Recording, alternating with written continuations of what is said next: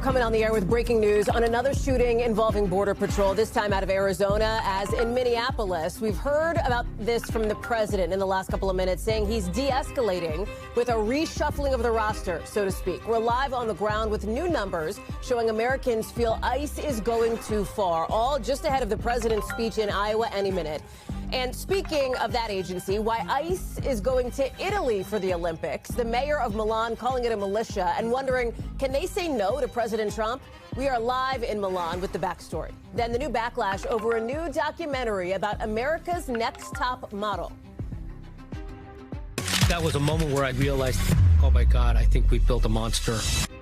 Why some old moments are raising new questions about the kind of impact this show had, not just on contestants, but viewers. Then, in our breakdown, why people in China are picking pets over parenthood, they say. Hey, I'm Hallie, and we start tonight with breaking news. Another shooting involving Border Patrol, this time in Arizona. And in just the last hour, the FBI says it's investigating an alleged assault on a federal officer there with somebody in custody. Now, we haven't seen any video yet that's verified of the incident itself, of what happened. The details are pretty thin at the moment, but in about an hour, we're going to get a press conference there. We'll have those updates for you. We're also hearing those first few minutes after the shooting when the call came in to Pima County Dispatch. Officer involved shooting, milepost 15, Arivaca Road. Call came from Border Patrol. They are on scene. They advise it's an officer involved shooting. Suspect was shot in the thigh and face. Unknown age, unknown gender. I don't have to tell you that this is a moment when the spotlight is white hot on anything that happens with Border Patrol. That is after, of course, what we saw in Minneapolis, the shooting death of 37-year-old Alex Pretti, and what seems like a strategic shift from the White House after that shooting in Minneapolis. The guy who's been leading operations there, the Border Patrol commander, a guy named Greg Bovino, he's expected to leave the city today, along with at least some agents, according to Trump administration officials. And then the roster reshovels with another guy who's mostly been sidelined now taking the lead, Border Czar Tom Homan. This is a kind of reset, it seems like. He today is meeting with the governor and the Minneapolis mayor. We've gotten readouts from those conversations. And these White House moves are coming after the intense backlash to Pretti's death and the multiple videos, you're seeing some of them here, that contradicted some of what the feds said originally about what happened. All of it after the... Is she going to step down? No, I think she's doing a very good job. The border is totally secure. But even before Pretti's death and after the killing of Renee Good, also in Minneapolis, we saw some numbers from Americans, with most adults, 58%, saying ICE has gone too far. I want to get to Morgan Chesky in Minneapolis now. And Morgan, I want to be clear, we're waiting to hear from the president at that speech in Iowa. We just heard from him in this interview that aired live on Fox News not too long ago, where he said, hey, we are basically de-escalating. He used that kind of language in the state of Minnesota. This is what local officials and state officials have been calling on there. We heard that from the governor. We heard it from the Minneapolis mayor, as they are now meeting with the person who's been tasked to lead operations in Minnesota. So all of which is to say, it's kind of a new world order in that state. Does it feel that way on the ground? Time will tell, Hallie, time will tell. And for the people I've spoken to here at this tribute for Alex Pretti, they certainly acknowledge the fact that there has been a leadership change. They acknowledge the fact that, we heard from Governor Tim Walz, we heard from Minneapolis Mayor Jacob Frey calling the conversation with the president and with Homan productive, and the fact that they were able to at least agree that things needed to change here. But I think particularly in light of the unrest, of the anger that we've seen here in the last few weeks, Hallie, first with Renee Good and then with the shooting of Alex Pretti here on the street behind me, those videos circulating, the people clearly hearing contradicting claims coming from Washington to what they're witnessing with their own eyes. They are saying that time will tell if anything will actually change here. I want you to hear what the president had to say a short time ago on this very issue. Take a listen. We're doing a big investigation. I want to see the investigation. I'm going to be watching over it. I want a very honorable and honest investigation. I have to see it myself. A quick note on the investigation the president's referencing here relating to the shooting of Alex Pretti, Hallie. A judge's order remains in effect that blocks the Trump administration from destroying or altering any evidence. That all stems from the fact that the Bureau of Criminal Apprehension, state investigators here in Minnesota, sued because they're claiming that following that fatal encounter with federal agents, they were not able to reach that crime scene. They were not able to gather evidence. It was somewhat unprecedented for them to not have that kind of access, and that is why that judge's order currently remains in place, at least for now. Hallie. So then what is your sense of where things may go here? We know that there's obviously, and we see it behind you there, that growing memorial to Alex Pretti. It remains a gathering spot, right, for many people in Minneapolis who are still feeling so frustrated, Morgan. Hallie, this is certainly a place where people come to pay their respects, to kind of soak in the sadness. I spoke with a woman earlier today who was out of town whenever this took place, but she got home late last night, and she came here early this morning to say a prayer for her community here. I think it really is an uneasy sense of anxiety because her words, there has been a cloud of fear that has hung over a large portion of this community now. She made the point, Hallie, that even though she's not worried necessarily for her own safety, it's her neighbors, it's her friends. It's it's not 6 degrees of separation here for someone to know someone who feels fearful from these activity by the federal agents here. It's 1 or 2, and so I think that there's certainly a hope that things get better, particularly with the news that the number of federal agents would be decreasing here in Minneapolis today. But when I posed that fact to a gentleman here behind me a short time ago, he says, they say ICE agents are leaving. Is that 5 or is that 500? They're not saying. So he goes, yeah. What do I know? So that's certainly some of the sentiment shared here today, Hallie. Morgan Chesky live for us there in Minneapolis. Morgan, thank you. We talked about President Trump. He was just on TV. He's in Iowa talking about Minneapolis, but the reason he's in Iowa is this big speech. You're looking live here at the microphone where the president will speak shortly on the cost of living. He's trying to refocus America's attention on the affordability issue, right? This is a big one heading into the midterms. And in the last couple of minutes, he's been out saying, hey, listen, things are all good. You know, inflation we've solved. It's done. We have it good where prices are coming way down. The president, we're going to fact check that in a second. The president is choosing Iowa to deliver this message, notably big agricultural state. Farmers there say they've been struggling under the weight of the tariffs that the Trump administration has put in place. And poll after poll shows that Americans really don't love the way that the president is handling the economy, especially the cost of living and high prices. Let me bring in Monica Alba, who's posted up near the White House. OK, so when the president begins that speech, we're going to take it live. He hasn't yet. It's running obviously a bit behind schedule, probably in part, I don't know, but he did that Fox interview live that we watched, made some news there. And it's a macro moment for him. While much of the country's attention in many ways is focused on what's happening in Minnesota, the president is looking to shift that attention to an issue that he believes perhaps could be helpful to him come the midterms. That's right, Hallie. And this had been the plan at the beginning of the year. And the White House had said that the president is going to basically be out on the road all the time campaigning like it's 2024 ahead of the midterms, and that the majority of the focus for these events would be the economy, would be the issue of affordability. And it was the president himself who recently said that he thought he was doing okay when it came to economic policy, but that the PR machine of the White House had a problem, and that essentially he was arguing and making the case that he wasn't getting some of the credit he believed for some of the things that his administration had done. So I think you're going to hear that kind of message today from the president in Iowa. And likely he will, of course, have a message for the farmers of Iowa, since that is a key constituency there, and certainly one that extends beyond that state, but a group of people who certainly needed the help from the economic perspective. And that is why the president authorized $12 billion in aid to farmers that the administration says is coming from some tariff revenue. And all of these things, of course, are connected. And what's important to point out here is that it's, again, not just Iowa, but the farmers of Texas, Kansas, and Illinois are going to be getting those massive amounts. But when we're talking about the president's economic policies, they have hit the people of Iowa pretty significantly. When you talk about budget cuts to the Department of Agriculture, when you look at the fact that those healthcare costs skyrocketed, that affects 130,000 people in Iowa. And you also are seeing a labor shortage in the state of Iowa. So the president is going to try to make the case that he believes, and what he's going to say is that some of the things that he's been able to do, he is telling people they'll be able to feel them in the future, that they need to hang in there. That's the kind of message the White House is expecting to deliver today there in person, Hallie. Monica Alba, as the sun sets there in Washington. We'll keep an eye on that speech from Iowa. We'll bring it live when it begins. But in the meantime, you know our other big story, some 70 million people facing extreme cold and weather alerts after this deadly winter storm moved out that's now killed 48 people, at least 9 of them from hypothermia in these freezing cold temperatures. And there is no sign of a warm up anytime soon. Look at this. All these trucks stuck on the road in Louisiana, frozen trees in Mississippi. 80% of the country is going to feel below freezing temperatures into next week. They're bracing for freezing fog tonight in Texas, where we're learning that 3 brothers, all under the age of 10, died after falling into an icy pond.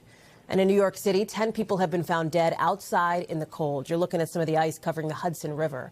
500,000 people still do not have power, with folks in the South dealing with the worst of it on that front, like in Tennessee. One hospital says they've seen at least 46 people come in for carbon monoxide exposure since the storm hit. That can be so dangerous. You got a lot of travelers still stranded, too. 4,000 flights delayed today, another 2,000 canceled. Things should be returning back to normal later this week on that front. Let me bring in George Solis in Nashville, a state, George, Tennessee, that is seeing the most intense power outages right now, which is so especially concerning because of all the deaths we've seen related to hypothermia, to the cold weather specifically. Yeah, that's right, Hallie. It really is a multi-tiered problem when you think about it. We've spent, again, the day here on the ground talking to people in some precarious situations, some of them that don't have power. We actually spoke to an unhoused man who says he doesn't trust the shelters. He didn't feel comfortable in them, so he's relying on staying with a friend. He says this by far is one of the worst freezes that he has seen in his time here in the Nashville area. It's been very difficult for him, as it has been for anyone that doesn't have the necessary utilities. We've heard from officials saying they're asking for residents to have patience, that they're trying to get to people. We spoke to a trooper today who has been going door to door. Those that aren't being helped by troopers or any other official, you have neighbors that are checking on neighbors. We saw neighbors handing out coffee to people in areas that don't have power, just doing welfare checks, making sure they are safe, that they have what they need to weather this storm, so to speak, because, as you mentioned, the power outages here are still in the hundreds of thousands, and some are very hopeful and optimistic that as things start to warm up. Today we were looking forward to a little bit of sun. It came out for a little bit, but still you have the threat of the refreeze. But getting back to my conversation with Stephen Ware, that unhoused gentleman, it was a very powerful conversation about how he's dealing with the weather. Take a listen. You've been through a few snowstorms. Yes. How does this one compare? This one right here is the worst of the worst. How are you staying warm? Well, I've got plenty covers. I've got toe warmers, insole warmers in my shoes. I've got body warmers on and hand warmers in my gloves. And I pray a lot.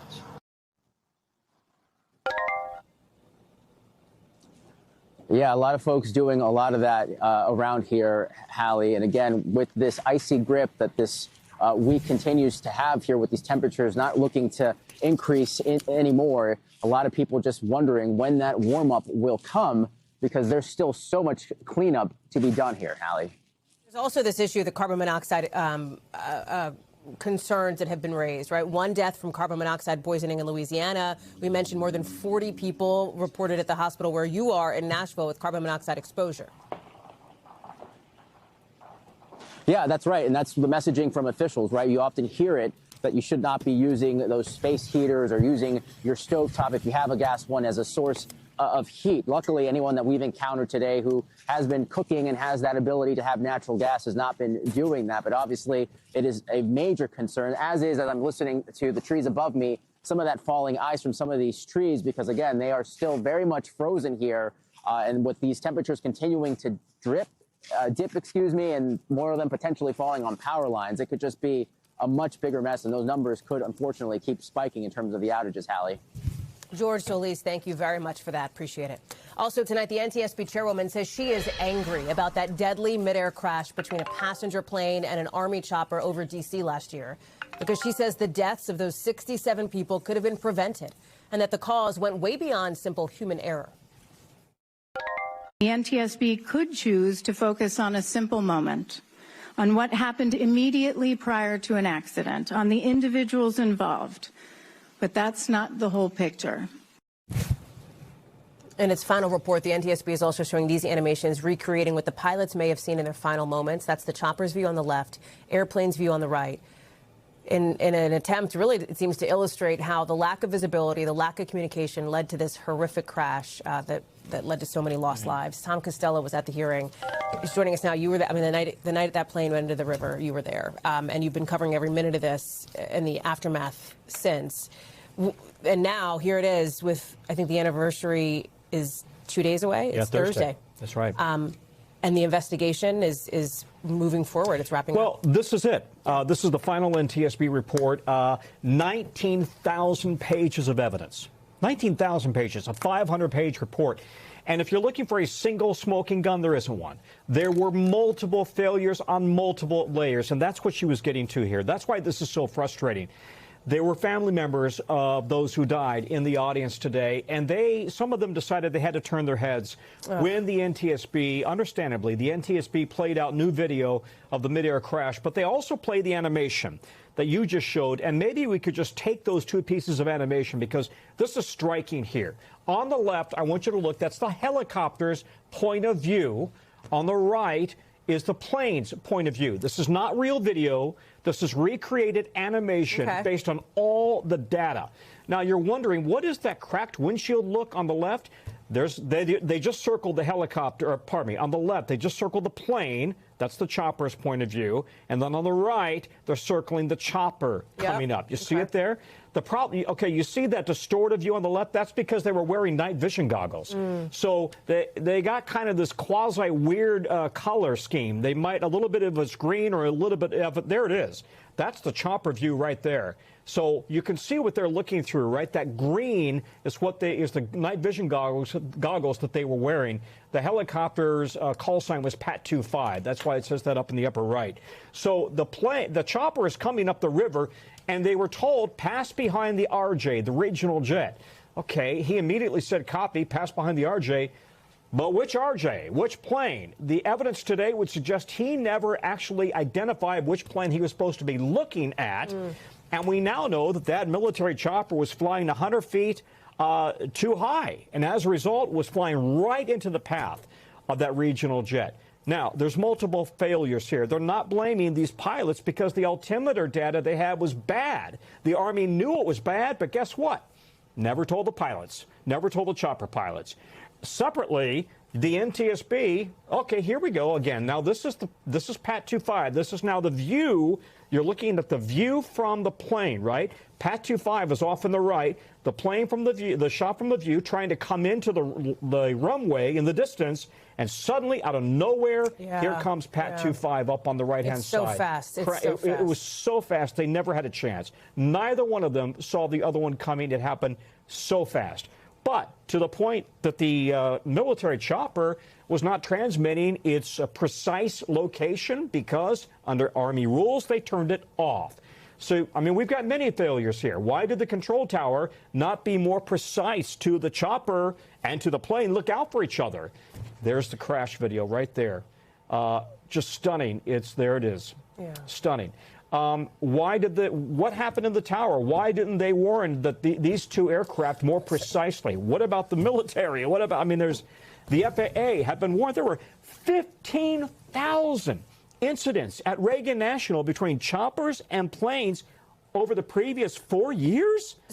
And it never caused an alert to the FAA? But so this is the question, Tom, because there's two things that I think anybody watching this would go, okay, well, wait a second. Number one, you think about, God, those family members in the audience. Awful. That have lived just a hellish nightmare in this last year. And the personal impact on them. And number two, okay, so there's all these issues. What are they going to do about it? What is going to be done? Precisely. Now, what the FAA did, by the way, and is this unique to Reagan, or are there other airports out there that have similar problems and we all need to worry about? So the FAA immediately banned all helicopter flights around Reagan National Airport except for national security and medevac and police emergency. Okay, so far fewer choppers in the air. And they're now trying to identify other hotspots around the country, other airport hotspots, and specifically, already the NTSB identified Burbank Airport in L.A., said big danger zone, too many choppers, too many planes. The FAA has already changed the spacing there to try to address that. But as the FAA and the NTSB said, the next crash out there somewhere in the country, it's in the data. Look at your data. Every airport in the country, look at the data of close calls and figure it out. Don't let this happen again where it was all in the data if they just looked. Tom Costello, a long day for you, and I know for those many families. Terrible for the families. Yeah. Tom, thank you. Appreciate you bringing us the latest on that final report. Got to take it to court in New York now with an alleged victim on the stand, reliving the traumatic moments when she says she was raped by a rich real estate broker who she says she met at the home of a big-time celebrity. We've got some court sketches in from trial today. You see the Alexander brothers there in suits as the prosecutor is motioning toward them. This alleged victim we heard from today says she met two of the brothers at Zac Efron's apartment in New York. We should note Efron is not being accused of any wrongdoing. We're out to his reps for comment. We haven't heard back yet. Some background here. Two of the Alexander brothers on trial built this big real estate empire, selling super expensive properties across the country for more than a decade. But prosecutors say their fancy lifestyles had a dark side. Look at that. That they used what they call any means necessary, including drugs, alcohol, sometimes brute force, to allegedly rape women. All three of the brothers deny the allegations. The brothers have reportedly hired the same PR team that repped Harvey Weinstein, Johnny Depp, Justin Baldoni. And the brothers' attorneys were some of the same ones that represented Diddy during his sex trafficking trial. Sean Combs, of course, was ultimately acquitted of that most serious charge. Stephen Romo is following this one for us. Talk about the defense team for these brothers. What's been said in and outside court so far?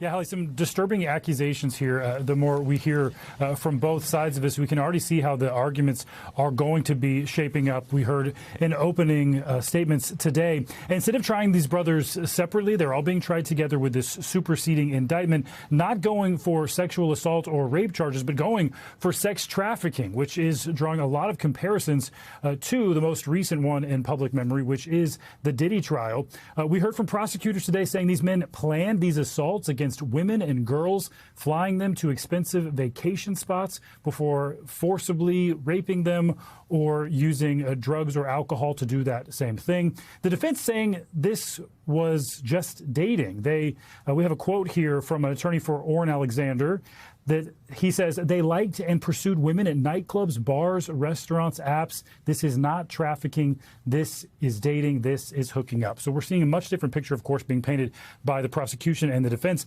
And you mentioned that first alleged victim that was on the stand today, testifying under a pseudonym, saying that she met Alon Alexander at Zac Efron's apartment. Of course, that's going to get a lot more attention. As you mentioned, Efron not accused of any wrongdoing, but she accuses Alexander then of drugging and raping her, and she just awful to hear what she described happening, saying that she said no multiple times and he just would not listen to her. And this is all on day one of the actual trial. Hallie, much more to come from this. And we are not that far out from a different sex trafficking trial that was incredibly high profile, the one for Diddy, the one for Sean Combs. And at the time, I remember talking with our legal analyst, I know you did too, about how sex trafficking charges specifically, they say, can be hard to prosecute. Are the experts you're talking to pointing to the same kind of thing here? Yeah, they say there's a much higher bar to prove sex trafficking than any of these other offenses. But unlike the Diddy accusers, these women did not have long relationships with each of these men. And also, unlike Diddy, legal experts are saying the Alexander brothers, they are well off, but they are not famous like Diddy was. This trial, by the way, Hallie, could go on for a month or more. Stephen Romo, thank you very much for that. I appreciate it. We want to note that President Trump is about to take the stage in Iowa to talk about the economy. Sounds like Lee Greenwood, which is often an opening song for the president, is just wrapping up now as the president steps to the microphone. Again, his focus now on affordability and on the economy. But it's coming at the same time as his administration over the course of the last really 18, 24, 36 hours has made a significant strategic shift with their posture on the ground in the state of Minnesota. They have removed now Border Patrol Commander Greg Bovino from the lead of state operations and put in instead Border Czar Tom Homan. We're going to listen in to see if the president talks about that and what he says about the state of the American economy. We'll take you to Iowa now. Hard-working American patriots, which is what you are. It's an amazing state. What a place. Boy, do we have some victories here. Were they the greatest? So exactly 2 years ago this month, it was the people of Iowa who put us on a rocket ship back to the White House. It was a rocket. That was a quick one. after a rigged election. We had a rigged election. I said, do we do it again? And I said, I think we better do it again. Not too many people who would have said that. But we did so well the second time, I said, well, we won twice. We got to do it a third time. Should we do it a fourth time? Four victories. We got the right team over there. The right team over there. Well, that would be easy for you. That wouldn't even be work. But you came out by the thousands on a cold and snowy winter evening. Remember that beautiful evening? And together we won the Iowa caucuses in a 30-point landslide. That was great. I'll never forget it. It was so freezing. You think it's cold now? That blew it away. Whatever happened to global warming? You know?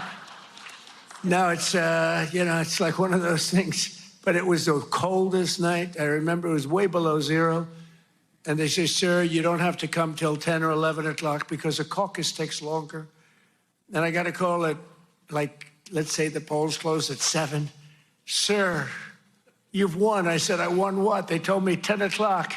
They can't announce. They said, you won by so much. They just called it at 1 minute after 7. So, right? So we made the journey.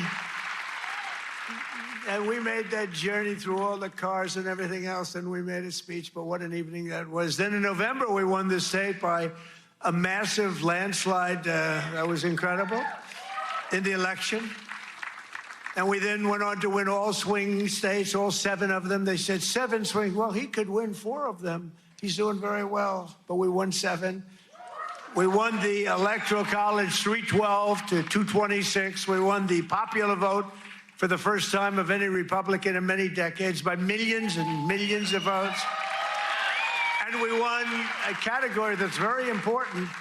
We won 86% of all counties in America, 2,700 to 525. How about that?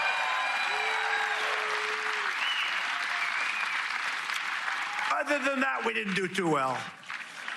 So now we're back where it all started to celebrate the greatest first year of any administration in American history. They say that. Even the radical left is saying, we did a lot of things.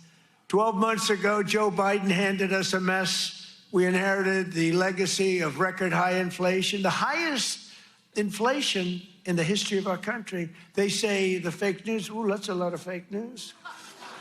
No, the fake news said it's 48 years. I remember recently I said the highest inflation, the worst, I believe this, by the way, worst in the history of our country. They said it wasn't the worst. It was 48 years. I said, that's okay, too. Somehow that sounds even worse than when you say the history, right? 48 years. I accepted that, but I think it was in the history.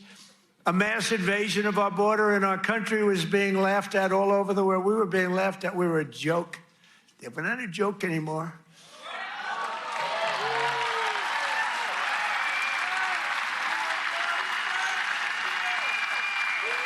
We're not a joke. We're not being laughed at anymore. But today, just after 1 year of President Trump, our economy is booming, incomes are rising, investment is soaring, inflation has been defeated. Our border is closed, totally closed. And America is respected all over the world like they've never been respected. 1 year, I thought it would take us 2 years. I guess I'm following in the great path of John Deere. We got the chairman of John Deere here. Chairman and CEO, that's pretty good. I even signed a John Deere hat for him. He said, I'm going to put this in the museum. I said, that's good. No, it's a great company, and you just said you're opening up 2 massive plants because of tariffs. You're opening up one in North Carolina, one someplace else, and you're expanding all over the place. You're doing a great job. I bought a lot of John Deere stuff. I bought a lot of John Deere. It's a great company. It's an honor to have you. Thank you very much. This has been the most dramatic 1 year turnaround of any country in history in terms of the speed. I really thought it would take us 2 or 3 years to do what we're doing. You know, we're the #1 country anywhere in history in the world anywhere in history for investment coming into the country. And it's amazing. And it's because of tariffs. And it's also because of the fact that we had such a tremendous November 5th, that November 5th brought spirit back to our country, came back. You know, one thing I think which is so important is, if you remember, a year and a half ago, we couldn't get people to enlist in the military, any of them, Army, Navy, Air Force, Marines, any of them, the Coast Guard, Space Force. I love Space Force, right?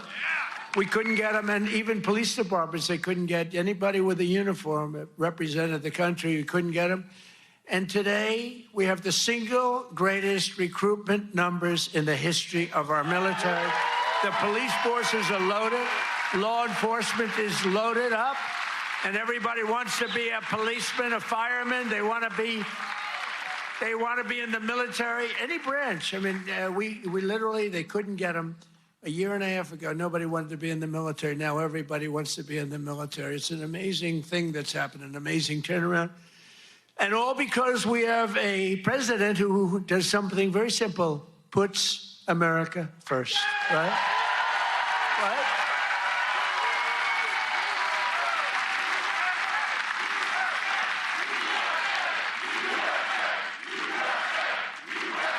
Thank you. So under my leadership, economic growth is exploding to numbers unheard of. They've never had them before in recent times, and now, and we're just getting started. You know, the great, big, beautiful bill, which is no tax on tips, no tax on overtime, no tax on Social Security for our seniors. Do we have any seniors in here? Do we have any seniors in here?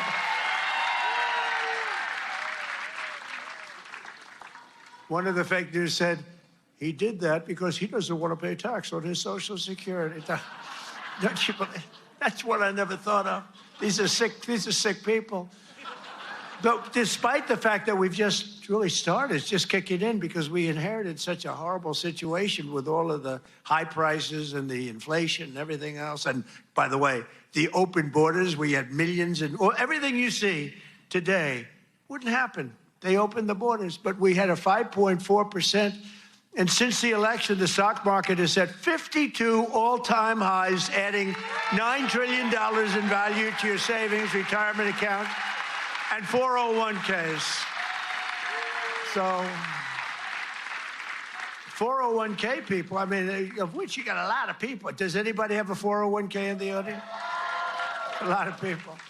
So you're setting records, right? The highest it's ever been. They say this, you know, the good stock market, they say, well, this stock market, you know, they just try so hard. This stock market doesn't affect the middle class.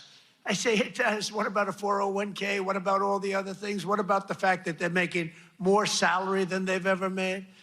But the stock market's the highest. How is John Deere stock doing? Great?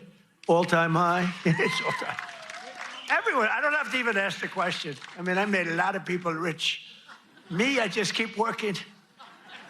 I made a lot of people rich. I made a lot of people rich. President Trump there talking all things economy as he is looking to refocus his political message on the issue of affordability, especially ahead of the midterms this year. Again, saying that the economy is booming.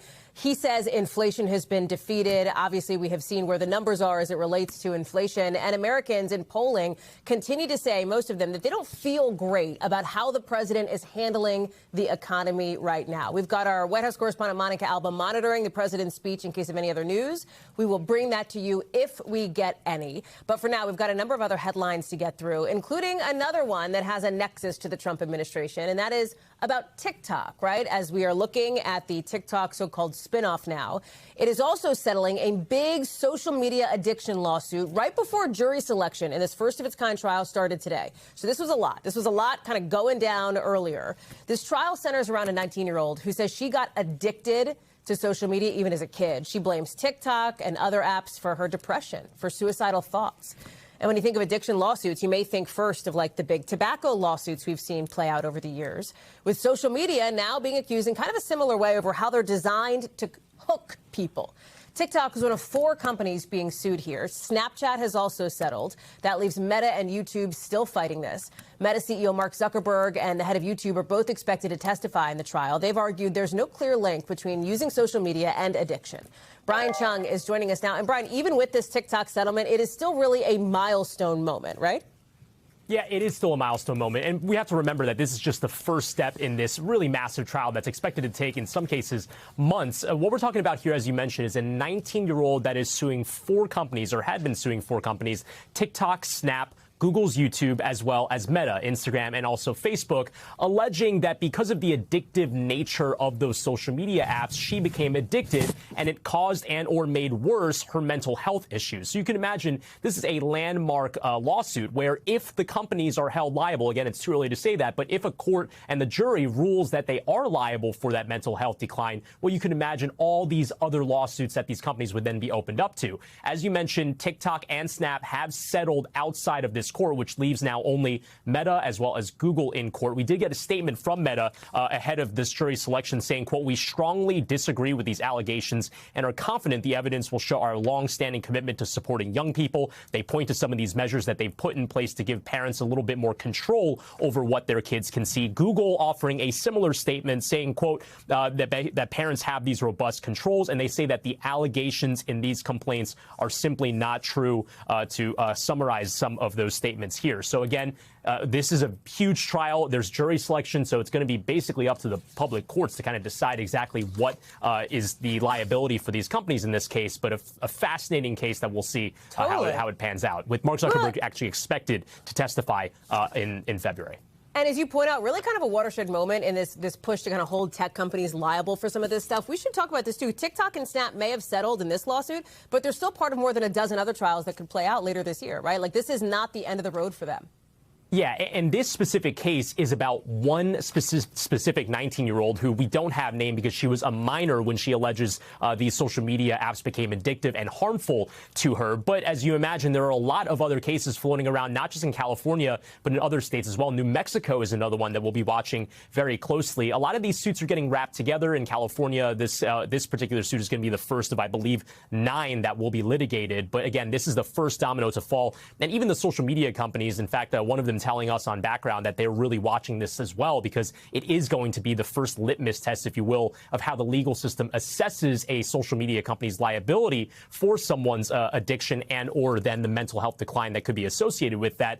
But I think these companies are going to argue that the medicinal argument is not there and that this is not addictive in the same way that a cigarette might be.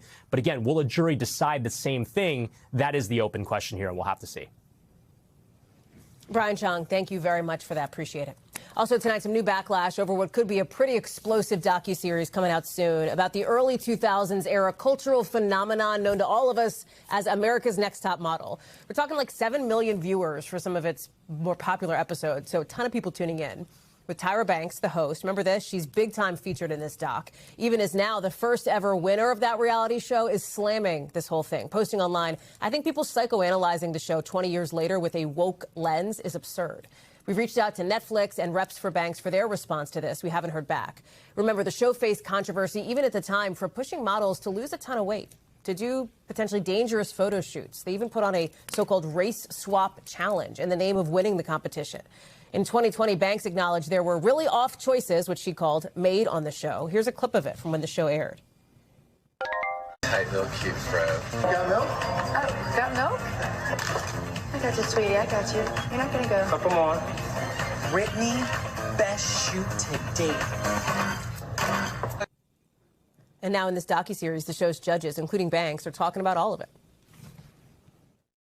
There was a lot of body shaming. You're not thin enough. You're not thin enough. We are actually going to switch your ethnicities. Oh, baby girl, baby girl. I realized Tyra would do anything for the success of her show. I knew I went too far.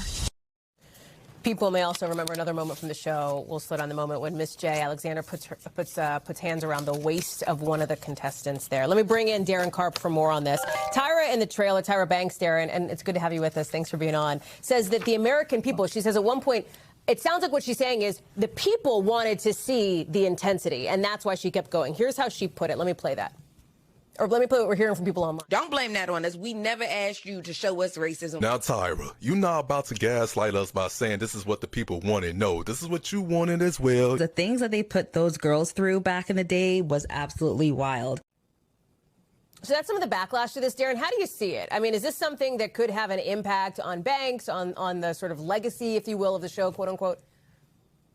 Yeah, I don't see how it couldn't. I mean, already only the trailer has dropped, which is about a minute long, and there's already controversy about this. And there's 3 episodes dropping on Netflix February 16th. But I'm kind of 2 minds about this because I think it's really easy to cherry pick certain quotes.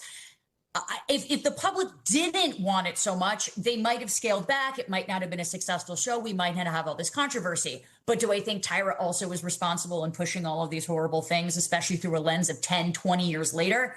Absolutely. So I definitely think it's this cosmic effect of reality TV and actual reality kind of coming together here.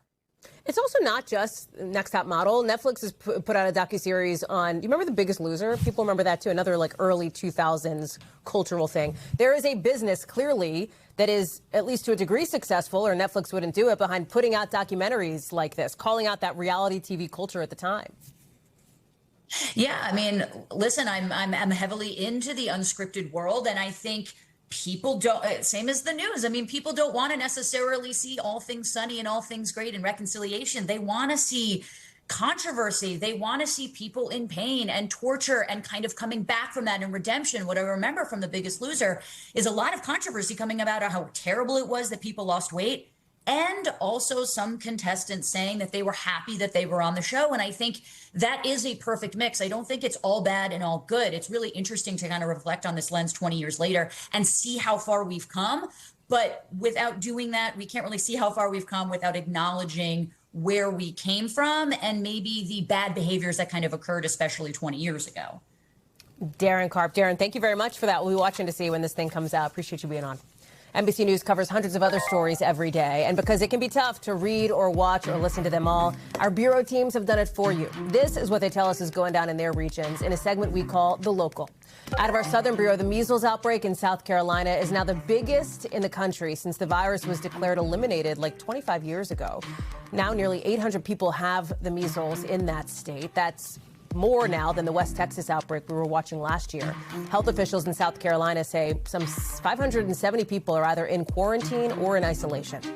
Out of our Midwest Bureau, take a look at this. A rescue team racing to save a dog that fell through an icy pond in St. Louis. Pretty bad conditions. Temperatures rolling in the single digits. But look, they got that pup to safety, thank goodness. The fire department says that dog is doing just fine. And out of our Western Bureau, a pair of famous bald eagles in California welcoming their second egg of the year, all on camera. There's Jackie, one of the 2 birds, laying her first egg of the season 4 days ago. Now the second egg there, too. So we might expect another one in the next few days. This has got a lot of people hooked. It's kind of viral online. People are looking at the 2 big bear eagles and what they're up to. You can see every minute. There you go. Different kind of reality show. Coming up tonight, a new headache for China's shrinking population. Why more and more young people say they're choosing pets over kids. Next.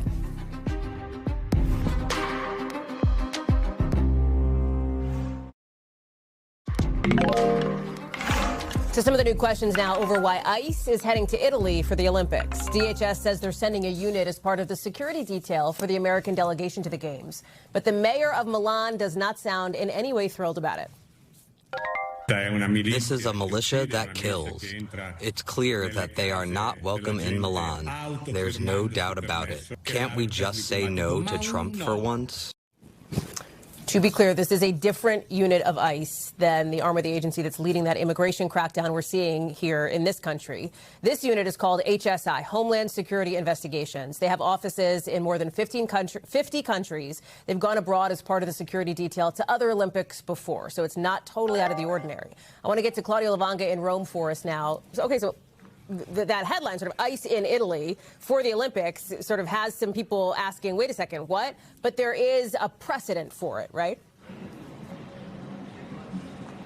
That's right, Hallie. I mean, in the last few days, even the mention that ICE will be involved in security detail here during the Olympics in Milan has created a heated debate. There was a lot of controversial and contradictory reports. So finally, the Department of Homeland Security has clarified what is happening here. So they said, as you mentioned, that this is the investigative unit of ICE, the Homeland Security investigative unit that is not related, is kind of related, but it's not exactly the same, that involves the agents that we've seen in the last few weeks chasing down migrants in the U.S. They said that this unit in particular will help to, and I quote, vet and mitigate transnational criminal organizations. Also, the DHS specified and clarified, considering, of course, the heated debate is generated here in Italy, that this unit and DHS does not conduct immigration enforcement operations in foreign countries, including, of course, here in Italy during the Olympics, and also clarified that Italy is in full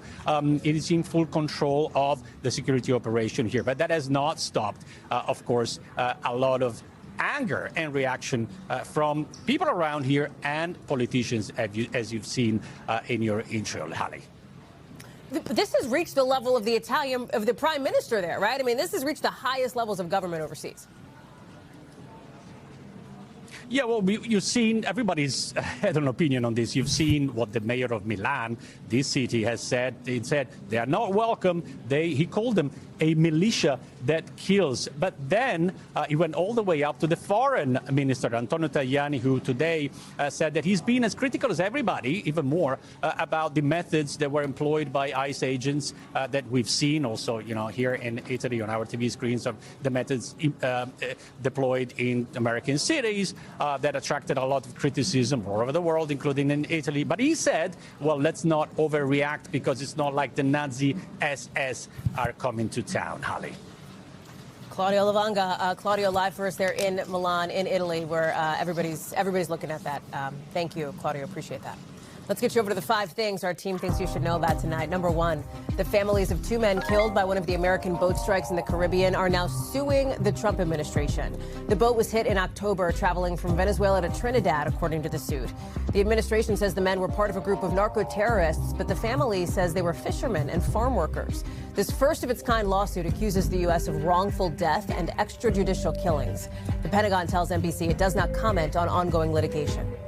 Number 2, some newly released body cam video just coming into us of the Virginia man accused of murdering his wife and a stranger with the help of his au pair. This is the video here. That's Brendan Banfield being taken to the hospital after the killings and later reacting to hospital personnel telling him that his wife was dead. Prosecutors say it was Banfield himself who stabbed her after shooting a man he was trying to frame as an intruder, they say. Banfield has pleaded not guilty. That trial is continuing. Number 3, healthcare officials in India are confirming 2 cases of Nipah virus. It's one of the deadliest known viruses, with symptoms like fever, sore throat, difficulty breathing, but also brain swelling in really bad cases. No word on how those 2 patients got sick. Some 200 other people are being monitored for symptoms, but all of them have tested negative so far. Number 4, Yale is rolling out a push to help students and their families. Free tuition for families making under $200,000 a year. On top of that, if you make under $100,000, you don't have to pay for tuition for like the room and board, the textbooks, all that other stuff. The school says this reinforces its commitment in making sure costs are never a barrier to getting an education. Number 5, brand new podcast out today from a dear friend of this show, our very own Kate Snow, The Drink with Kate Snow. You've seen her probably do The Drink. She's been doing this franchise for a while on the TV side. You've seen them online on NBC News Daily with innovators and influencers over drinks. Well, the first ep is out now with Mel Robbins, available wherever you listen to podcasts. New episodes will drop on the last Tuesday of every month. We're definitely checking that one out. We've got a lot more coverage picking up right now.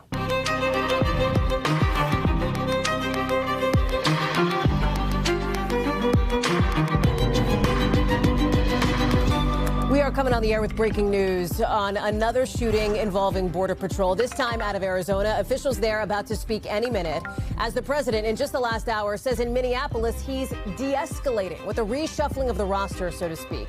We're live on the ground with the fast-moving developments in just the last 30 minutes or so, as a federal judge now blocks the Trump administration from deporting a 5-year-old for now. Also, in just the last hour, the president on the stage in Iowa trying to sell supporters on the idea that the economy is doing just fine. But are folks in a state hard hit by tariffs buying it? We've got that coming up. Then more than 40 people have been killed from that winter storm that covered almost the whole country. Some people literally freezing outside from hypothermia. We are on the ground in Tennessee, which is being affected by major rolling power outages in just a moment. Plus, why the head of the NTSB says she is angry after that final report looking into the deadly midair crash in D.C., calling it, in her words, 100% preventable. Then why ICE is going to Italy for the Olympics. The mayor of Milan calling it a militia and wondering, can they say no to President Trump? We'll explain when we take it live to Italy, coming up a little bit later in the show.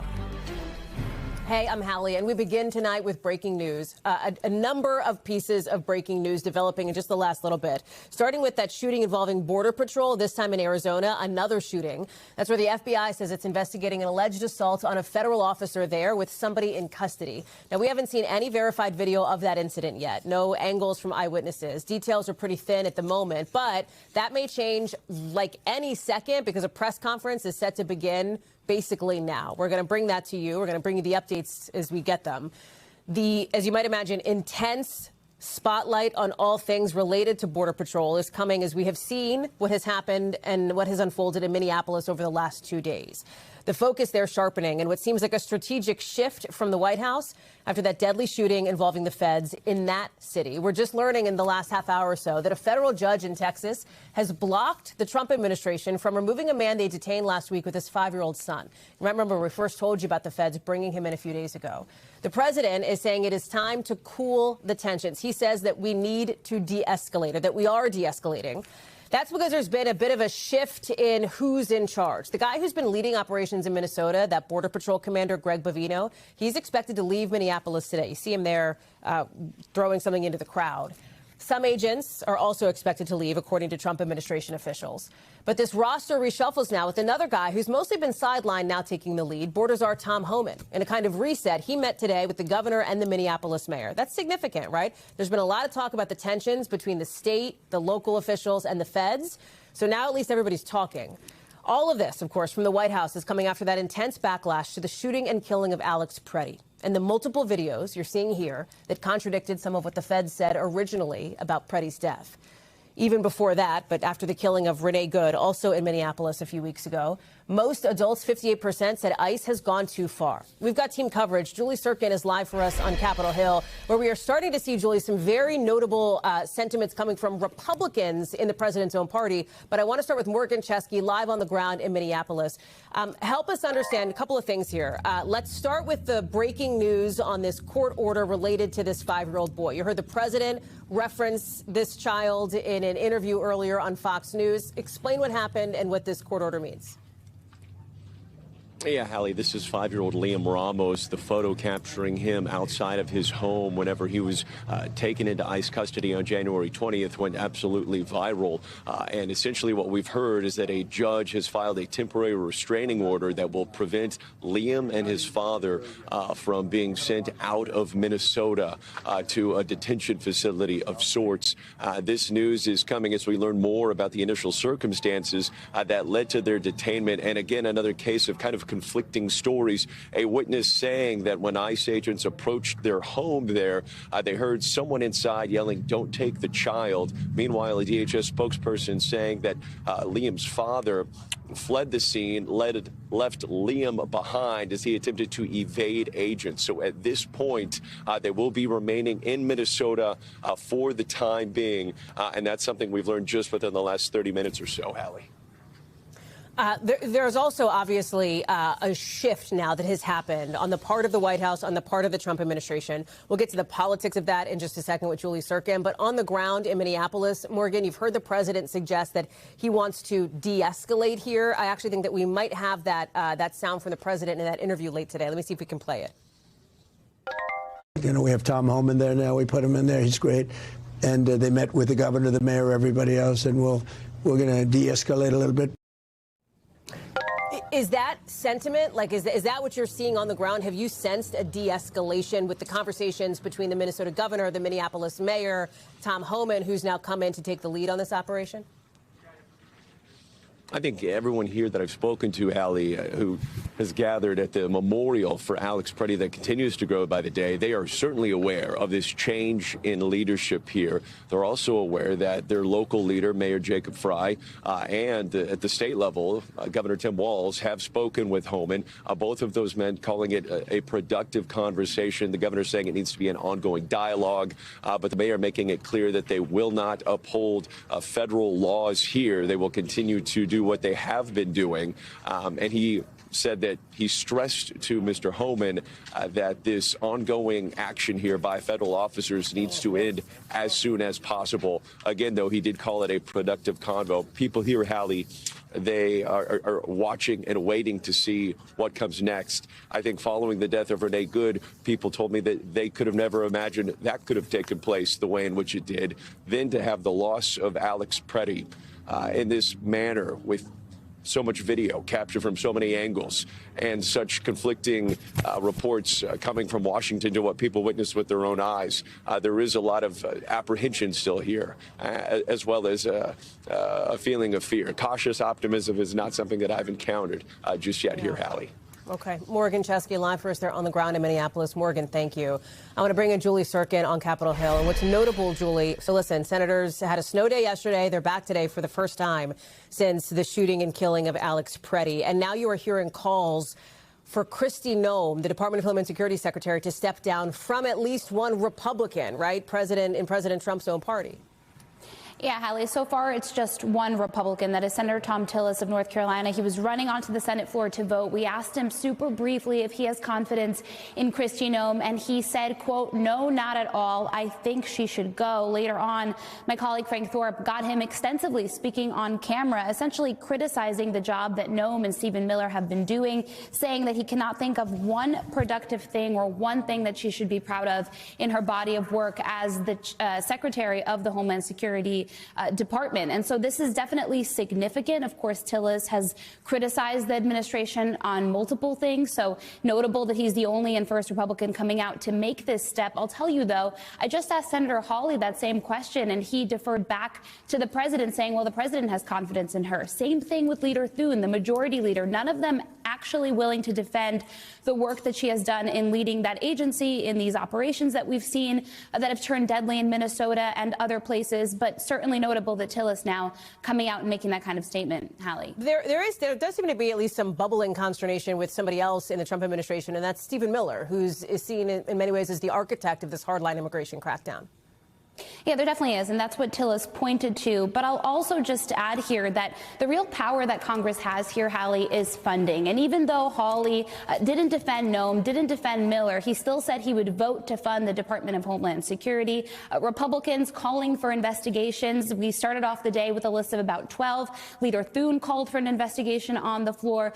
Critics and allies of the president alike have been calling for these probes. But I think the proof in the pudding, if you will be what Republicans do up here to actually use their power in potentially withholding funding to the agency. That's something Democrats, Hallie, right now are talking about. I spoke to one moderate Senate Democrat who said that his demand is that Republicans split off the funding to DHS and fund the rest of the government because, as you know, we have another impending government shutdown later this week. But that idea so far has not been accepted by Leader Thune. Instead, he says he wants to see what reforms Democrats have to offer, but certainly Democrats, Hallie, not backing away from this. Have senators, Julie, the ones who are on the Hill, have they been briefed at all by Homeland Security? Have they been getting any information from the Trump administration about the shooting that happened Saturday? Yeah, so it's unclear who saw this document, but notably, Hallie, there is a document that is circulating around relevant committees tasked with oversight of DHS. I'm talking about the House and Senate Homeland Security committees that have received this document from Customs and Border Patrol, sort of giving a play-by-play on their end of what happened that led to the shooting of Alex Pretti. I'll tell you, though, in going through this document, a couple of things seem outdated. They completely counter what we all saw in the multiple angles of the video of that shooting. And when it comes to who saw these briefings, Hallie, all senators told me that I talked to that they have more to see. They want more information. And on February 12th, in a committee hearing chaired by Rand Paul, the chair of the Homeland Security Committee, they will get to put Noem and other immigration officials in the hot seat to get those answers. But again, that's still a couple weeks away. Lots of moving pieces there on the Hill. Julie Sirkin, especially in just the last 40 minutes or so. I know it's been a slam for you and the team.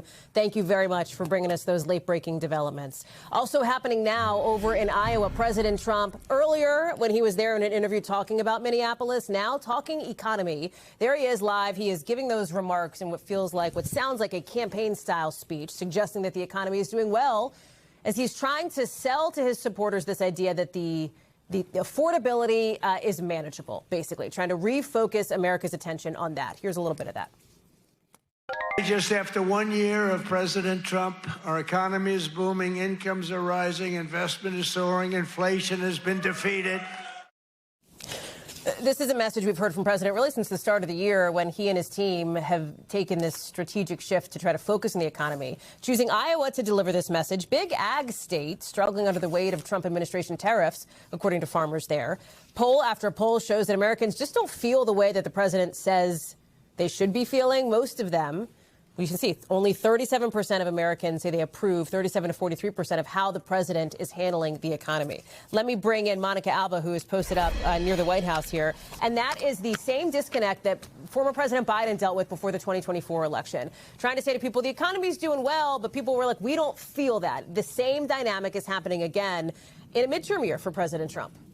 It's total deja vu, Hallie. These are the exact conversations that we were having throughout that entire campaign season, and one actually that then candidate Trump really seized on, one that was critical to his election to this second term that now he finds himself in. And he has been talking about this, almost admitting that, saying that that is what he feels is happening. He feels like the economic indicators are good, so why aren't people feeling better about his policies? And what he says he believes it amounts to is some kind of a PR problem, that his own White House isn't doing a good enough job of messaging, he says, what he believes should be some positive news on the economy. Here's a little bit more of what the president had to say, though, just moments ago in Iowa.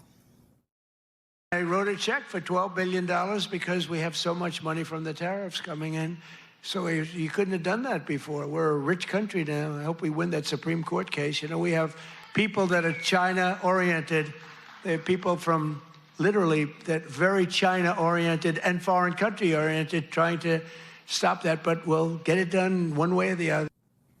The president referencing that major case that is still before the Supreme Court as it relates to his tariffs. But the reason he is delivering that kind of message specifically to farmers in Iowa, Hallie, is because that sector has been hit particularly hard. When you look at some of the cuts, specifically budget cuts to the Department of Agriculture, when you look at the fact that there's a labor shortage, but also when you look at just the farm income in Iowa Falls, taking a snapshot there, down 4% in 2025 compared to 2024, and you saw 18 farm bankruptcies in the state, which is the highest since 2020. So that is why the president is on the road. And according to the White House, Hallie, he's going to be on the road a lot before November.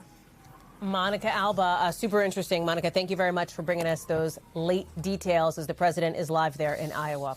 We've got to get to our other big story tonight, too, and you are probably feeling it because some 70 million of us are facing extreme cold after that deadly winter storm moved out. It has now killed some 48 people, at least 9 of them from hypothermia in these cold temperatures. And there is no sign of a warm up soon. Look at all these trucks stuck on the road in Louisiana. There's frozen trees in Mississippi. 80% of the country will feel below freezing temperatures into next week. In Texas, some very sad news out of there. We're learning that 3 brothers, all under the age of 10, have died after falling into the icy pond that you see here. Just horrific. In New York City, 10 people have been found dead outside in the cold. You're looking at some of the ice covering the Hudson River. Nearly 500,000 people still do not have power, with folks in the South feeling the worst of it, like in Tennessee, where one hospital says they've seen at least 46 people coming in for carbon monoxide exposure since the storm hit. And a lot of travelers are still stranded. Some 5,000 flights delayed today, 2,000 plus canceled. Let me bring in George Solis, who's in hard-hit Nashville, for us. A state, George, Tennessee, that is seeing the most intense power outages right now, which is so especially concerning because of all the deaths we've seen related to hypothermia, to the cold weather specifically. Yeah, that's right, Hallie. It really is a multi-tiered problem when you think about it. We've spent, again, the day here on the ground talking to people in some precarious situations, some of them that don't have power. We actually spoke to an unhoused man who says he doesn't trust the shelters. He didn't feel comfortable in them, so he's relying on staying with a friend. He says this by far is one of the worst freezes that he has seen in his time here in the Nashville area. It's been very difficult for him, as it has been for anyone that doesn't have the necessary utilities. We've heard from officials saying they're asking for residents to have patience, that they're trying to get to people. We spoke to a trooper today who has been going door to door. Those that aren't being helped by troopers or any other official, you have neighbors that are checking on neighbors. We saw neighbors handing out coffee to people in areas that don't have power, just doing welfare checks, making sure they are safe, that they have what they need to weather this storm, so to speak, because, as you mentioned, the power outages here are still in the hundreds of thousands, and some are very hopeful and optimistic that as things start to warm up, today we were looking forward to a little bit of sun. It came out for a little bit, but still you have the threat of the refreeze. But getting back to my conversation with Stephen Ware, that unhoused gentleman, it was a very powerful conversation about how he's dealing with the weather. Take a listen. You've been through a few snowstorms. Yes. How does this one compare? This one right here is the worst of the worst. How are you staying warm? Well, I've got plenty of covers. I've got toe warmers, insole warmers in my shoes. I've got body warmers on and hand warmers in my gloves. And I pray a lot.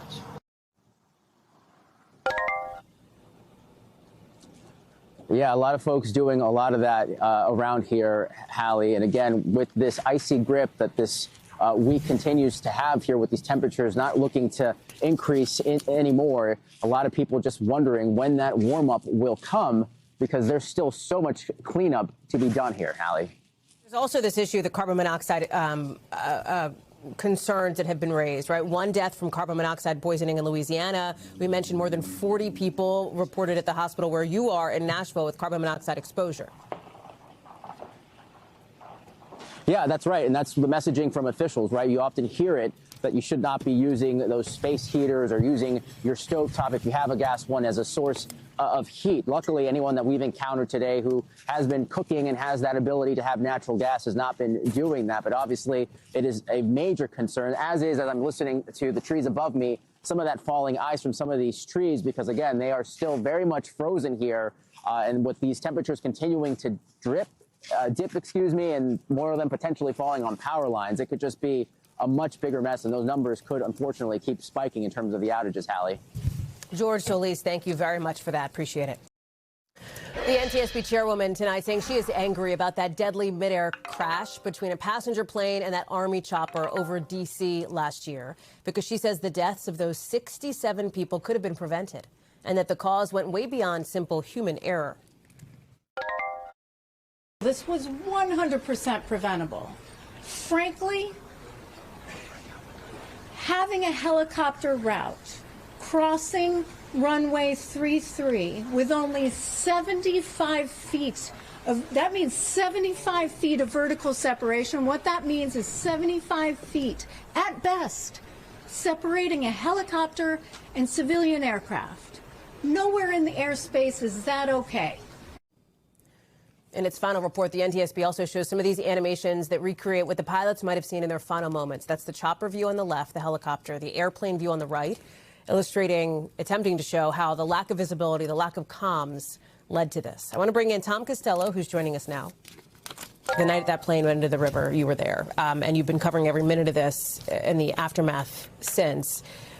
And now here it is with, I think the anniversary is 2 days away. Yeah, it's Thursday. That's right. And the investigation is moving forward. It's wrapping up. Well, this is it. This is the final NTSB report. 19,000 pages of evidence. 19,000 pages, a 500-page report. And if you're looking for a single smoking gun, there isn't one. There were multiple failures on multiple layers, and that's what she was getting to here. That's why this is so frustrating. There were family members of those who died in the audience today, and some of them decided they had to turn their heads when the NTSB, understandably, the NTSB played out new video of the midair crash, but they also played the animation that you just showed, and maybe we could just take those two pieces of animation because this is striking here. On the left, I want you to look, that's the helicopter's point of view. On the right is the plane's point of view. This is not real video. This is recreated animation based on all the data. Now, you're wondering, what is that cracked windshield look on the left? They just circled the helicopter, or pardon me, on the left, they just circled the plane. That's the chopper's point of view. And then on the right, they're circling the chopper coming up. You see it there? The problem, you see that distorted view on the left? That's because they were wearing night vision goggles. So they got kind of this quasi-weird color scheme. They might, a little bit of it's green or a little bit of it. There it is. That's the chopper view right there. So you can see what they're looking through, right? That green is is the night vision goggles that they were wearing. The helicopter's call sign was Pat 25. That's why it says that up in the upper right. So the chopper is coming up the river, and they were told, pass behind the RJ, the regional jet. Okay, he immediately said, copy, pass behind the RJ. But which RJ? Which plane? The evidence today would suggest he never actually identified which plane he was supposed to be looking at. And we now know that that military chopper was flying 100 feet too high, and as a result was flying right into the path of that regional jet. Now, there's multiple failures here. They're not blaming these pilots because the altimeter data they had was bad. The Army knew it was bad, but guess what? Never told the pilots, never told the chopper pilots.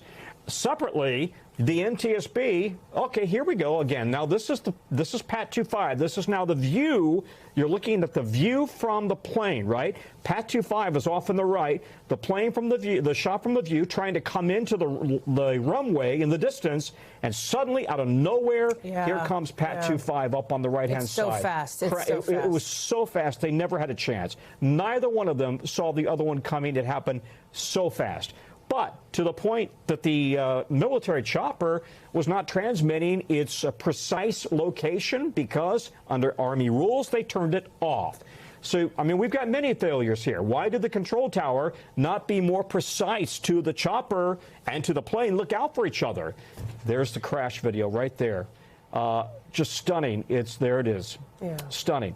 What happened in the tower? Why didn't they warn that these two aircraft more precisely? What about the military? What about, I mean, the FAA had been warned. There were 15,000 incidents at Reagan National between choppers and planes over the previous 4 years?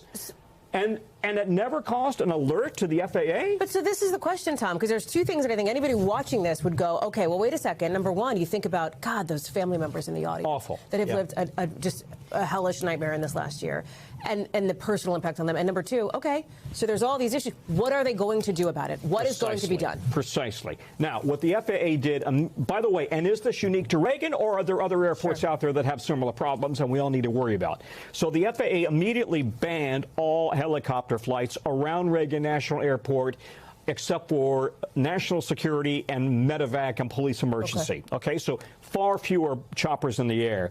And they're now trying to identify other hotspots around the country, other airport hotspots. And specifically, already the NTSB identified Burbank Airport in L.A., said big danger zone, too many choppers, too many planes.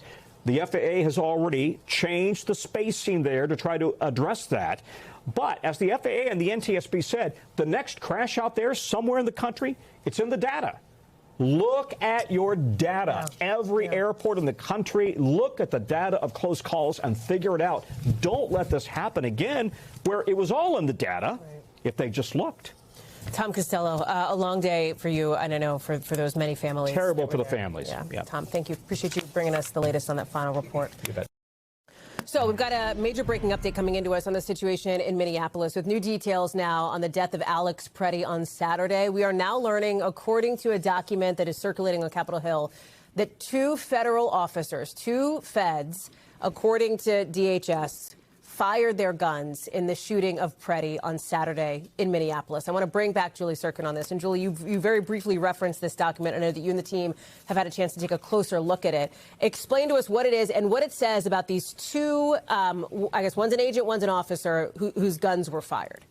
Yeah, so that seems to be the new piece of information that we learned from this document, which, just to be clear, this is not a result of lawmakers up here asking for more information or asking to be briefed. This is actually standard protocol when there is an in-house death, as it's called, a death that was caused by federal officials, by agents. In this case, of course, we know that that happened in the case of Alex Pretti on the ground there by ICE agents in Minneapolis. And so this document was transmitted to the relevant committees, the committees with oversight of the Homeland Security Department, committees with jurisdiction over judiciary writ large, Hallie. And so in this document, there's a bunch of information, some of it we know to be untrue based on all the angles of that video that we saw. And one key piece that you mentioned is that two officers fired their guns during the struggle. It also says that the report states the encounter that an officer yelled, "He's got a gun," multiple times.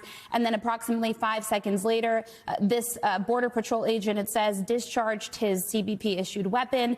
And it is unclear from the report whether the bullets from both officers' guns, Hallie, actually hit Pretti. So still a lot of details we're trying to square out. I'll also tell you in the last couple of minutes, as we were watching more senators go on the floor to vote, Senator Lisa Murkowski said that Noem should step down, the Homeland Security Secretary. This comes after a couple of minutes ago, Hallie, we talked about Senator Tom Tillis, who was the first and at that time the only Republican to call for Noem to step aside. Now Murkowski had joined him. We don't know where Susan Collins stands, who's the chair of the Appropriations Committee. Extremely relevant now that we are just days away from yet another potential government shutdown, now that Democrats are dug in on withholding funding to DHS over these ICE operations. Collins, though, earlier did tell us that she spoke to Noem today and asked her to pause these operations in both Minnesota and in Maine as well, her home state, where we know there have been ICE interactions as well and encounters with protesters there, Hallie. Julie Sirkin, boy, a lot of developments in just the last 40 minutes or so related to Washington and the nexus with Minneapolis. Julie, thank you. Still ahead for us tonight, much more to get to, even so, with the search for a 15-year-old now missing after going to meet somebody he allegedly met on Roblox.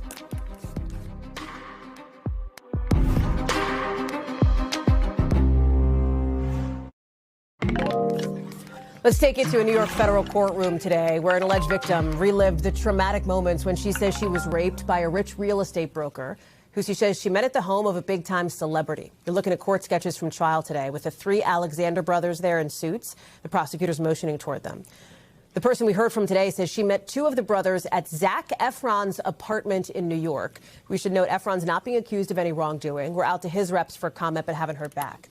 Some background here. Two of the Alexander brothers are on trial. The ones that are on trial built this big real estate empire, selling very expensive properties across the country for more than a decade. But prosecutors say their fancy lifestyles had a dark side. That's what they call it. That they used any means necessary, they say, including drugs, alcohol, and sometimes brute force to allegedly rape women. All three of the brothers deny the allegations. The brothers have reportedly hired the same PR team that represented Harvey Weinstein, Johnny Depp, Justin Baldoni. And their lawyers, the brothers' lawyers, were some of the same ones that repped Diddy during his sex trafficking trial. Sean Combs, of course, was ultimately acquitted of that most serious charge. Stephen Romo is following this one for us. And Stephen, talk us through this first witness we heard from today, who in just the last hour or so got very emotional in talking about why she decided to come forward. Yeah, some really troubling allegations, Hallie. The trial really hit the ground running. We got opening statements, and that alleged victim took the stand. She's using a pseudonym to protect her identity. She did say she met Alon Alexander at Zac Efron's apartment. On why she decided to come forward, the alleged victim saying, "Everything I was feeling at the time, I wanted to feel like someone else shared this reality with me, that I wasn't alone in carrying that." Now, instead of trying the brothers on each of these cases of alleged sexual assault, there's the superseding indictment that goes straight for sex trafficking. And today we heard a bit of a preview for how the strategies from either side might play out. The prosecution saying these men planned the assaults against these women and girls, flying them to expensive vacation spots. The defense, though, saying they were just single men who were simply dating and that everything was consensual. Now, we do know that there are 8 victims who are expected to testify before this trial wraps up. The trial is expected to last at least a month, and there's a lot of evidence that we heard about hinted at in opening statements as well. Electronic records like videos, photos, and text messages as well that each side will say will prove their respective version of events. But the emotional testimony already on day one from this, Hallie, has got a lot of eyes on this trial. And this whole push, you know, from the defense attorneys, the reported sort of PR folks that have been hired here, there's a lot to this, Stephen, when you look at some of the other high-profile trials that we've seen over the course of the last couple of years. Yeah, there certainly are. So many people are mentioning the Diddy trial, in one part because some of the same attorneys are involved. But legal experts I'm talking to say there are quite a few differences from this case and that one. Namely, Diddy, of course, a household name, has been for a couple decades now. And the Alexander brothers, while very well off, they are not well known like Diddy was. In addition to some of the Diddy accusers were said to have been in long relationships with him, unlike these women who seem to have just been sort of passing encounters, allegedly, with each of these men. Of course, this all comes down to what the jury is going to believe, and we're just at the very beginning of this, Hallie. Sure are. Stephen Romo, thank you very much. Let's get you over to the 5 things our team thinks you should know about tonight. Number 1, take a look. The moment the hostage square clock in Tel Aviv officially stopped. After the last hostage's body was returned from Gaza yesterday, the clock had been keeping track of how long hostages were captive, totaling up to 843 days.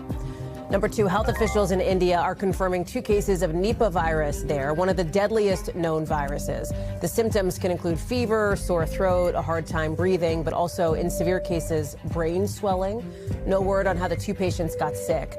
Some 200 other people were being monitored for symptoms, but all of them tested negative. Number 3, police say a 15-year-old boy from Long Island is missing after he reportedly traveled to try to meet somebody that he first interacted with on Roblox. Police say he left school and took his train to Grand Central Station, where he was last seen. Roblox says they're deeply concerned about this report and are offering to help with the investigation. Number 4, Yale University is announcing a push to help students and their families free tuition if families make under $200,000 a year. On top of that, if you make under $100,000, you also don't have to pay for other expenses like room and board, etc. The school says this reinforces its commitment to make sure costs are never a barrier to getting an education. Number 5, a new podcast is out. Add it to your list. Our very own Kate Snow. It's called The Drink with Kate Snow. You've probably seen her doing this. She's been doing this drink thing for a while online on NBC News Daily, another show we love here. She brings in innovators, influencers over drinks. The first episode with Mel Robbins is available wherever you listen to podcasts. We're super excited for the new episodes every month, last Tuesday of every month. Definitely one to add to your thing there. When we come back, much more to get to on the show, including the U.S. now reporting the largest number of measles cases in 2 decades, where one outbreak is now exploding.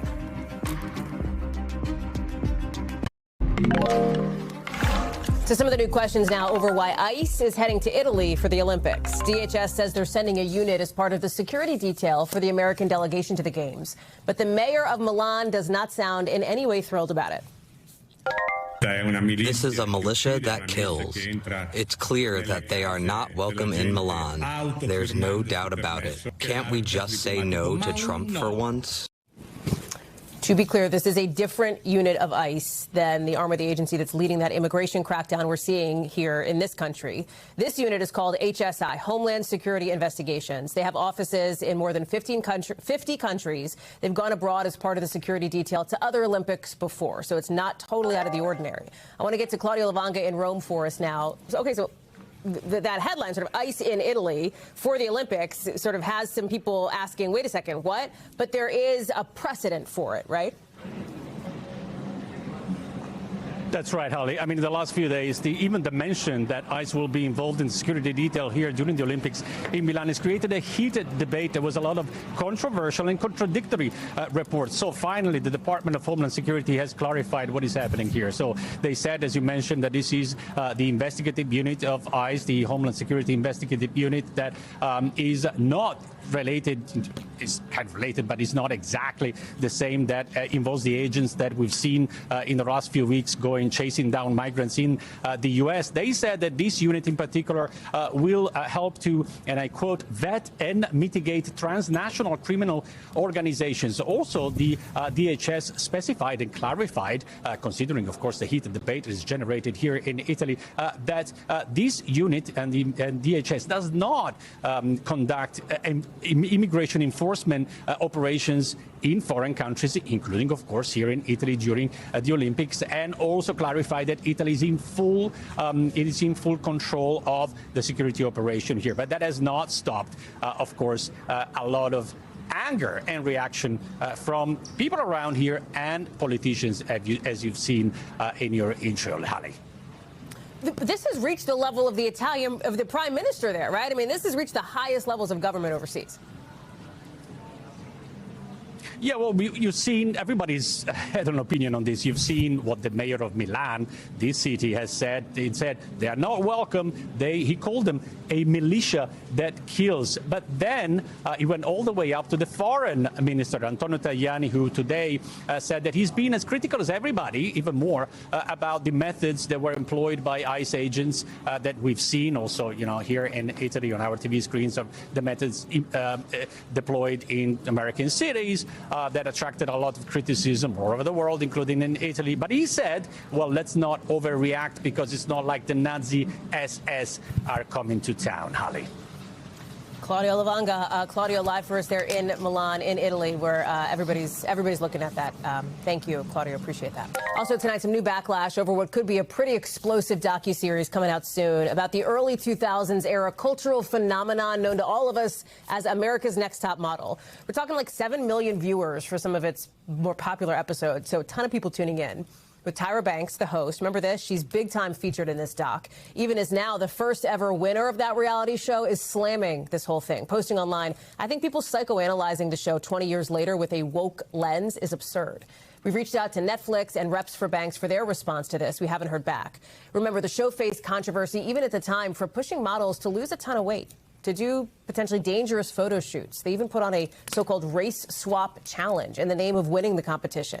In 2020, Banks acknowledged there were really off choices, which she called made on the show. Here's a clip of it from when the show aired. Tight little cute fro. Got milk? Oh, got milk? I got you, sweetie. I got you. You're not gonna go. Oh, come on. Brittany, best shoot to date. And now in this docuseries, the show's judges, including Banks, are talking about all of it. There was a lot of body shaming. You're not thin enough. You're not thin enough. We are actually going to switch your ethnicities. Ooh, baby girl, baby girl. I realized Tyra would do anything for the success of her show. I knew I went too far. People may also remember another moment from the show. We'll slow down the moment when Miss J. Alexander puts hands around the waist of one of the contestants there. Let me bring in Darren Karp for more on this. Tyra in the trailer, Tyra Banks, Darren, and it's good to have you with us. Thanks for being on. Says that the American people, she says at one point, it sounds like what she's saying is the people wanted to see the intensity, and that's why she kept going. Here's how she put it. Let me play that. Or let me play what we're hearing from people online. Don't blame that on us. We never asked you to show us racism. Now, Tyra, you're not about to gaslight us by saying this is what the people wanted. No, this is what you wanted as well. The things that they put those girls through back in the day was absolutely wild. So that's some of the backlash to this, Darren. How do you see it? I mean, is this something that could have an impact on Banks, on the sort of legacy, if you will, of the show, quote unquote? Yeah, I don't see how it couldn't. I mean, already only the trailer has dropped, which is about a minute long, and already there's controversy about this, and there's 3 episodes dropping on Netflix February 16th. But I'm kind of 2 minds about this because I think it's really easy to cherry pick certain quotes. If the public didn't want it so much, they might have scaled back. It might not have been a successful show. We might not have all this controversy. But do I think Tyra also was responsible in pushing all of these horrible things, especially through a lens of 10, 20 years later? Absolutely. So I definitely think it's this cosmic effect of reality TV and actual reality kind of coming together here. It's also not just Next Top Model. Netflix has put out a docuseries on, do you remember The Biggest Loser? People remember that too, another like early 2000s cultural thing. There is a business clearly that is at least to a degree successful, or Netflix wouldn't do it, behind putting out documentaries like this, calling out that reality TV culture at the time. Yeah, I mean, listen, I'm heavily into the unscripted world, and I think people don't, same as the news. I mean, people don't want to necessarily see all things sunny and all things great and reconciliation. They want to see controversy. They want to see people in pain and torture and kind of coming back from that and redemption. What I remember from The Biggest Loser is a lot of controversy coming about how terrible it was that people lost weight, and also some contestants saying that they were happy that they were on the show. And I think that is a perfect mix. I don't think it's all bad and all good. It's really interesting to kind of reflect on this lens 20 years later and see how far we've come. But without doing that, we can't really see how far we've come without acknowledging where we came from and maybe the bad behaviors that kind of occurred, especially 20 years ago. Darren Karp. Darren, thank you very much for that. We'll be watching to see when this thing comes out. Appreciate you being on. NBC News covers hundreds of other stories every day, and because it can be tough to read or watch or listen to them all, our bureau teams have done it for you. This is what they tell us is going down in their regions in a segment we call The Local. Out of our Southern Bureau, the measles outbreak in South Carolina is now the biggest in the country since the virus was declared eliminated like 25 years ago. Now nearly 800 people have the measles in that state. That's more now than the West Texas outbreak we were watching last year. Health officials in South Carolina say some 570 people are either in quarantine or in isolation. Out of our Midwest Bureau, take a look at this. A rescue team racing to save a dog that fell through an icy pond in St. Louis. Pretty bad conditions, temperatures rolling in the single digits. But look, they got that pup to safety, thank goodness. The fire department says that dog is doing just fine. And out of our Western Bureau, a pair of famous bald eagles in California welcoming their second egg of the year, all on camera. There's Jackie, one of the two birds, laying her first egg of the season 4 days ago. Now the second egg there, too. So we might expect another one in the next few days. This has got a lot of people hooked. It's kind of viral online. People are looking at the two big bear eagles and what they're up to. You can see every minute. There you go. Different kind of reality show. Coming up tonight, a new headache for China's shrinking population. Why more and more young people say they're choosing pets over kids. Next.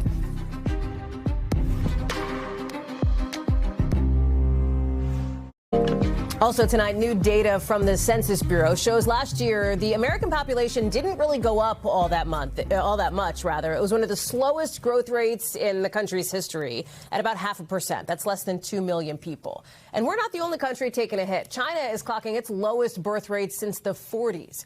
And while the country is trying to incentivize people to have more babies, to have more human babies, some people are turning to a different kind of parenthood instead. Janice Mackey-Freyer has more in tonight's breakdown. Long the world's most populous country, China is now shrinking. The population in decline here for a fourth straight year, mainly because more Chinese couples are making a conscious choice to not have babies. Well, at least not human ones. Like people in their 20s and 30s in the U.S. and elsewhere, China's millennials and Gen Zs are often choosing a different path to parenting. Doting on dogs, cats, and other cherished creatures instead of children. Compared to raising kids, it costs less for a dog, she says. It's more easy. China's lowest birth rate on record, 5.6 per 1,000 people, coincides with an explosion in pet ownership here. The pet economy hit an estimated $113 billion last year. And by 2030, Goldman Sachs predicts that Chinese pets will outnumber Chinese toddlers 2 to 1. The reasons behind the decline in kids are in part economic, with rising unemployment, competitive pressures, and unaffordable housing. But the traditional view of marriage and family has also changed. The younger generation, they started to realize, like, what if this is not the life I want? Why are they wanting pets instead of kids? Like, you have to think about their educations and their futures. But like my dog, as long as he's happy, his tail is like wagging every day, I'm good, you know? The plunge is fueling a demographic crunch as China juggles an aging population. Fewer children will mean a smaller workforce in the future, putting the economy at risk. It was only a decade ago that China ended its one-child policy that imposed ruthless family planning rules to control population and punished couples who defied them. These days, the Communist Party is hyping for a baby boom, offering cash and incentives for 2 or 3 kids, calling it a national priority, even slapping a tax on contraceptives. None of it is moving the needle. It's not necessarily that there's a causal relationship between people turning to pets instead of children, but there is this general shift in how Chinese family looks like today versus a generation ago. The shift, especially among China's urban women, is more than just a trend. It's a complete rewiring of social norms. It's not decided by, by parents, like before. It's not like a traditional China anymore.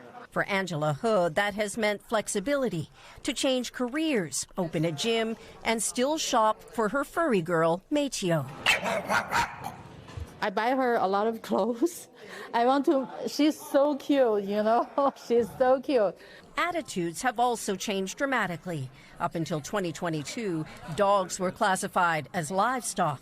Now Chinese dogs and cats are social media stars and getting pampered with niche services, including haircuts, massage, and dental care.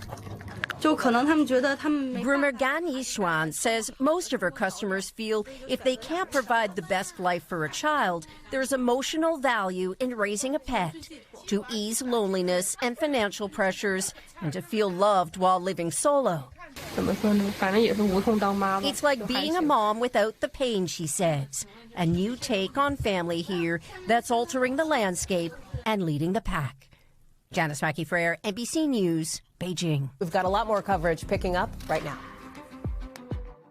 We thank you for watching, and remember, stay updated on breaking news and top stories on the NBC News app or watch live on our YouTube channel.